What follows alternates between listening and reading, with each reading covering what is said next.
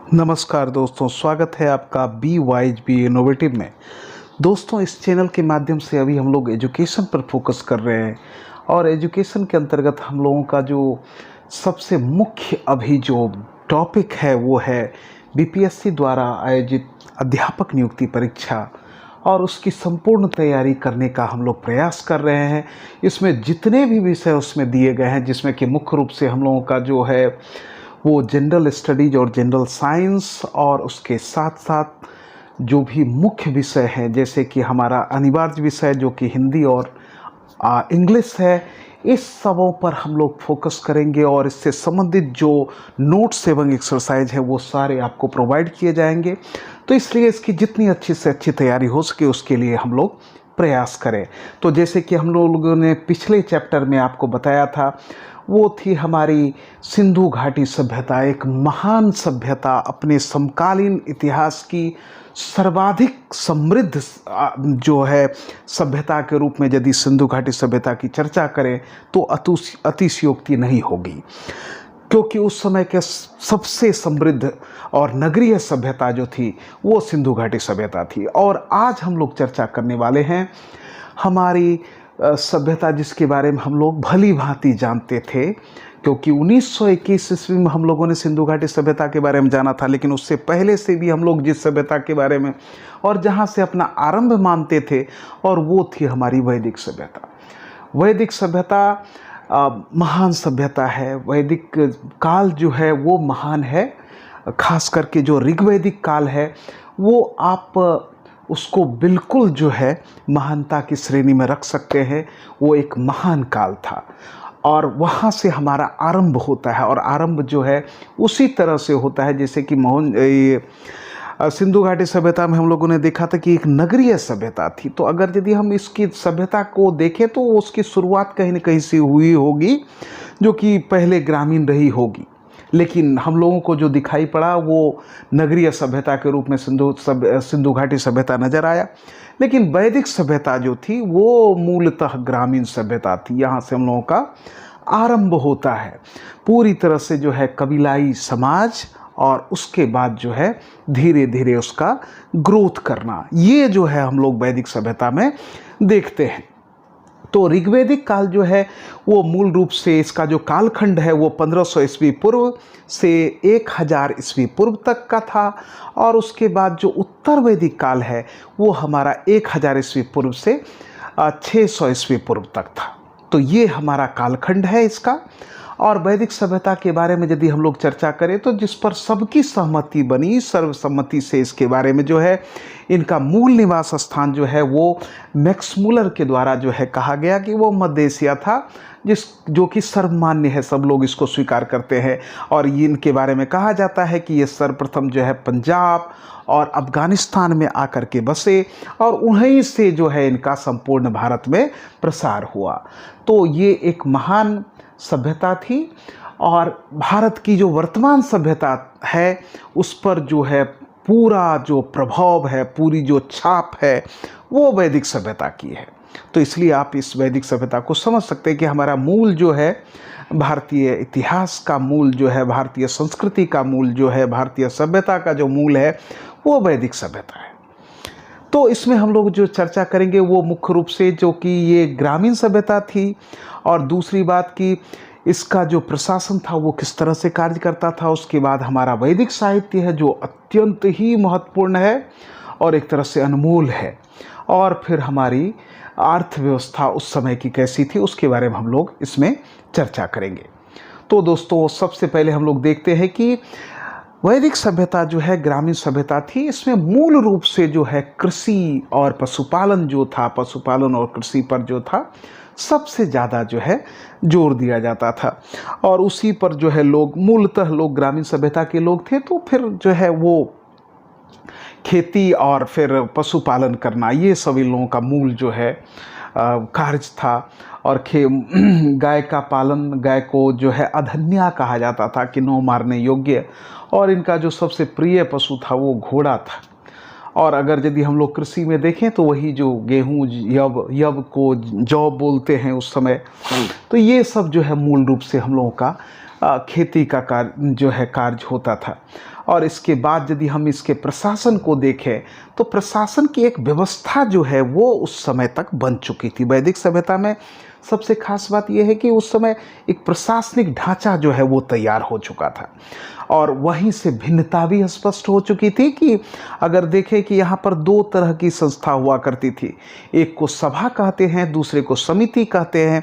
सभा जो थी वो श्रेष्ठ जनों की संस्था थी और समिति जो थी वो सामान्य जनों की संस्था थी। तो ये भिन्नता, ये जो श्रेष्ठता और निम्नता का जो भाव है वो आपको वैदिक सभ्यता से आरंभ हो जाता है। श्रेष्ठ जन जो थे वो सभा में बैठते थे और सामान्य जन की जो संस्था थी वो समिति थी। और अगर यदि हम लोग इसको श्रेणीबद्ध रूप में देखें तो सबसे पहले आता था कुल, जो कि परिवार के रूप में था। कुलप जो है, इसके कुल के प्रधान को कुलप कहा जाता था। फिर ग्राम, उसके बाद ग्राम होता था जिसके ग्रामिणी कहा जाता था, जिसके प्रधान को। फिर विश होता था जिसके विशपति। फिर जन, जन जो है एक प्रकार का राज्य था। और फिर राष्ट्र जो कि पूरे जो है उस राज्यों का समूह था और इसमें एक तरह से ये संपूर्ण स्थिति थी और उस संपूर्ण इलाके पर जो शासन करता था उसके वो राष्ट्र के अंतर्गत आता था। तो इसलिए ये जो श्रेणीबद्ध जो स्थिति है जिसमें कि कुल, ग्राम, विश, जन, राष्ट्र, इसको आप ध्यान में रखेंगे कि इससे संबंधित प्रश्न जो है पूछे जाते हैं। सभा और समिति भी हमारा बहुत ही महत्वपूर्ण है और इसे भी, ये भी याद रखने योग्य है। और अब हम लोग देखते हैं वैदिक साहित्य। वैदिक काल यदि किसी बात के लिए बहुत प्रसिद्ध है, किसी बात के लिए जिसको कि याद रखा जा सकता है, जो कि हमारा अमूल्य धरोहर है, विरासत की तो क्या कहा जाए, अमूल्य विरासत है ये, तो वो है हमारा वैदिक साहित्य। वैदिक साहित्य में सबसे पहले वेद आते हैं। वेद जो 4 है उसमें जो 3 वेद हैं वो तो बहुत ही महत्वपूर्ण है, जिसमें कि आपका ऋग्वेद, सामवेद और यजुर्वेद है। और फिर चौथा जो वेद है हमारा अथर्ववेद, वहाँ पर आकर के जो कहानी है वो बिल्कुल जो है दूसरे दिशा में जाने लगती है। समाज जो है बिल्कुल नकारात्मकता की ओर जाने लगता है और वो नकारात्मकता अभी तक विद्यमान है। ये अथर्ववेद के समय से आरंभ होता है। तो ऋग्वेद, सामवेद और यजुर्वेद जो है इसका मुख्य रूप से जो है हम लोग आगे चर्चा करते हैं। इसमें जो है उपनिषद जो है वो 108 उपनिषद जो कि ज्ञात है, अज्ञात भी बहुत सारे होंगे, लेकिन उपनिषद जो है वो एक महान ग्रंथ है। ये आप कह सकते हैं कि वैदिक वेद का जो निचोड़ है, वेद का जो सार तत्व है वो सभी उपनिषद में है। अगर उपनिषद को पढ़ लिया जाए तो फिर आपको जो है वेद का बिल्कुल सार तत्व से आप परिचित हो जाते हैं, क्योंकि जो वेद में लिखा गया है, वेद में जो दिया गया है वो सब एक सामान्य बातें लिखी गई है, सामान्य ईश्वर के प्रति आराधना या उससे संबंधित स्तोत्र का जो है वर्णन किया गया है। लेकिन उपनिषद में जो है गूढ़ रहस्य, आध्यात्म जिसको आप बोलते हैं, स्पिरिचुअलिटी, जो कि आगे चल कर के हम लोगों का इस चैनल का मुख्य विषय भी है स्पिरिचुअलिटी, उसमें हम लोग उपनिषद की चर्चा करेंगे। तो 108 उपनिषद जो है वो बहुत ही महत्वपूर्ण है, जो कि जैसे हमारे भारत का जो राष्ट्र वाक्य है सत्यमेव जयते, जो कि मुंडको उपनिषद से लिया गया है। तो ये उपनिषद अपने आप में जो है बहुत ही महत्वपूर्ण ग्रंथों में से एक है। और उसके बाद पुराण है, इसमें कहानियाँ थी, 18 पुराण थे, जिसके बारे में कहा गया है कि अष्टादश पुराणेषु व्यासस्य वचनम द्वयम परोपकाराय पुण्याय पापाय परपीडनम। पूरी तरह से कहानी से भरी हुई ये पुराण है और जिस पर कि लोग खासा चर्चा करते हैं। वेदांग है, वेदांग जो है अत्यंत ही प्रसिद्ध है, क्योंकि ये जो है वेद के सहायक ग्रंथ माने जाते हैं और इसमें मूल रूप से जो है हमारा शिक्षा, कल्प, निरुक्त, व्याकरण, छंद और ज्योतिष है। ये सभी जो है हमारे वेदांग के भाग हैं। और इसी प्रकार से हमारा जो है आगे दर्शन है, दर्शन भी बहुत ही महत्वपूर्ण है। आपका पूरा दर्शन शास्त्र जो है वो इन्हीं दर्शनों पर आधारित है, तो इसलिए हम लोग इसके बारे में भी अध्ययन करेंगे। तो दोस्तों अब जो है हम लोग देखते हैं कि वहाँ की आर्थिक व्यवस्था कैसी थी। वैदिक काल की जो आर्थिक व्यवस्था है उसमें जो है मूल रूप से जो है लेन देन हेतु जो है वस्तु विनिमय प्रणाली, मतलब वस्तु के बदले में वस्तु, इस तरह की प्रणाली जो थी प्रसिद्ध थी। और उसके बाद जो है आर्यों के द्वारा जो खोजी गई धातु थी वो लोहा थी। बहुत ही महान, मतलब जो है एक तरह से कहा जाए खोज था, और इसे श्याम अयस कहा जाता था। और उसी प्रकार अगर तांबा को देखें तो उसको जो है लोहित अयस कहा जाता था। तो ये दोनों चीज़ का जो चीज़ों का, तांबा और लोहा का जो खोज है उस समय काफ़ी प्रसिद्ध है। और उससे पहले हम लोग देख चुके हैं सिंधु घाटी सभ्यता में कि वहाँ पर कांसा का काफ़ी प्रचलन हो चुका था। तो यहाँ पर तांबा और लोहा ये काफ़ी प्रसिद्ध हो गए थे, और इसके चलते जो है व्यापार व्यवसाय या आम जीवन में काफ़ी परिवर्तन हुआ। और उसके बाद यदि हम लोग देखें उत्तर वैदिक काल में, तो मुद्रा का प्रचलन जो है उत्तर वैदिक काल में होता है, जो कि निष्क एवं शतमान नाम का जो मुद्रा था, मुद्रा की इकाइयाँ थी, वो उस समय काफ़ी प्रसिद्ध थी, जिसका कि आम जीवन में प्रचलन था। तो अब हम लोग दोस्तों देखते हैं कि वेद के बारे में। जैसे कि हम लोग ने आपको बताया कि वेद जो है हमारा बहुत ही महत्वपूर्ण है, और वेद की जितनी भी चर्चाएं की जाए वो बहुत ही कम है। और ये जो है आपको विश्व के महान ग्रंथों में से एक माने जाते हैं, और इसमें जो है ईश्वर की भक्ति की गई है, ईश्वर से संबंधित जो है ऋचाएँ लिखा गया है, और इसके जो है लोग काफ़ी इसका अध्ययन करते हैं। तो हमारा जो सबसे पहला जो है ऋग्वेद है। ऋग्वेद में आपको 10 मंडल हैं, और इसमें 1028 जो है सूक्त है।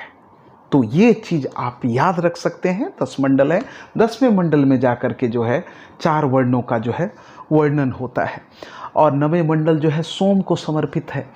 और फिर इस तरह से जो है ये विभक्त हैं विभिन्न भागों में। तो हमारा जो इस चैनल का जो टैग लाइन है वो जो है हमारा आनो भद्रा क्रतुवो यंतु विश्वतः।